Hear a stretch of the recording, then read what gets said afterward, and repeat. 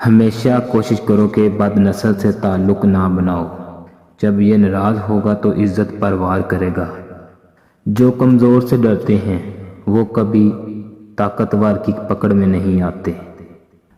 اپنے غموں پریشانیوں کو سینے میں ہی دفن کرو، چہرے پر سجانے سے تم کمزور ہو جاؤ گے۔ خاموشی ایک ایسی عبادت ہے کہ فرشتہ اس کو لکھ نہیں سکتا، شیطان کچھ اس کا بگاڑ نہیں سکتا اور کوئی اس کو جان نہیں سکتا۔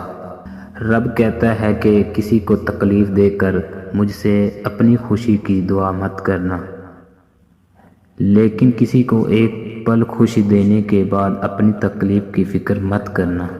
ایک انسان جو بہت نیک اور ایماندار تھا، اس کی بہت اچھی عادتوں میں سے ایک یہ بھی عادت اچھی تھی، اذان ہونے سے پہلے مسجد میں چلا جاتا تھا اور نماز سے پہلے قرآن پاک کی تلاوت کرتا تھا۔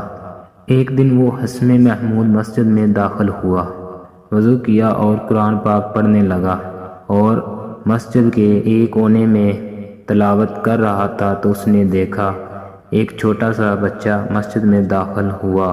اس نے منہ ہاتھ دھویا، اس کو وضو کرنا بھی نہیں آتا تھا، ہاتھ پاؤں دھوئے اور ایک کونے میں جا کر بیٹھ گیا۔ بچے کو وہ دیکھ رہا تھا۔ وہ بچہ ایک کونے میں تھوڑی دیر بیٹھا، وہ اپنے دونوں ننھے ہاتھ اٹھا کر دعا مانگنے لگا اور اپنی آنکھیں بند کر لی۔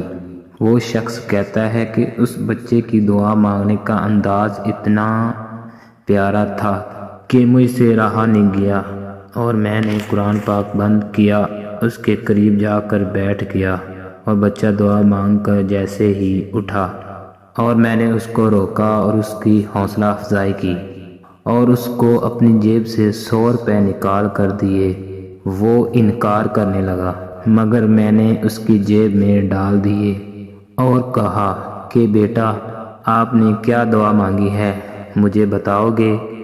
اور وہ مسکرا کے کہنے لگا، انکل میرا دل چاکلیٹ کھانے کو کر رہا تھا تو میں نے اللہ سے 100 روپے مانگے اور اللہ نے آپ کے ذریعے مجھے دے دیے۔ جب بھی مجھے پیسوں کی ضرورت ہو میں اللہ کو کہتا ہوں اور وہ مجھے کسی نہ کسی ذریعے دیتا ہے۔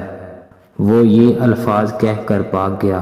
میں اس بچے کی صحت دیکھ کر حیران تھا، اتنا چھوٹا اور اتنے یقین کے ساتھ دعا مانگ کر اپنی دعا وہیں پر پوری کر کے چلا گیا۔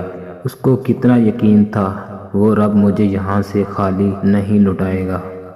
مجھے وہ دعا کا طریقہ سمجھا کے چلا گیا۔ بے شک وہ رب بڑا رحمان ہے۔